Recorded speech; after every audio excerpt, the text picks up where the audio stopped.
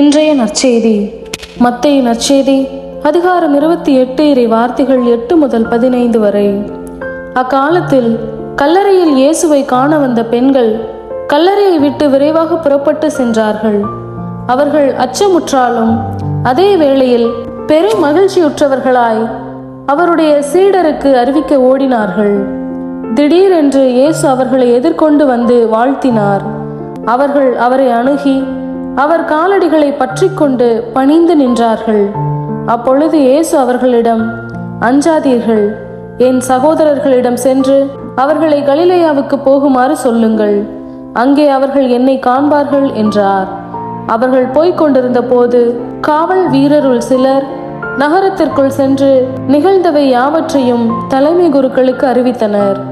அவர்கள் மூப்பர்களுடன் கூடி கலந்து ஆலோசித்து அப்படை வீரருக்கு மிகுதியாக பணம் கொடுத்து, நாங்கள் தூங்கிக் கொண்டிருந்த போது இயேசுவின் சீடர் இரவில் வந்து அவரது உடலை திருடிச் சென்று விட்டனர் என சொல்லுங்கள்.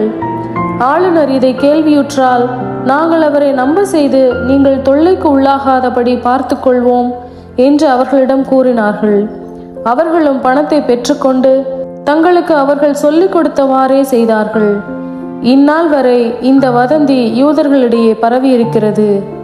இது கிறிஸ்துவின் நற்செய்தி. கிறிஸ்துவே உமக்கு புகழ்.